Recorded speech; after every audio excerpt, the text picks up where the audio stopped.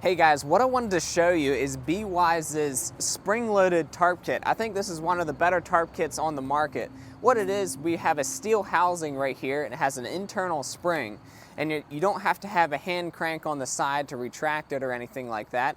That spring is going to do all the work. So all we're going to have to do is walk to the back here, and they have this rope which you can, make a spot for and tuck up, and then we can just pull on it, pull it the whole way to the back.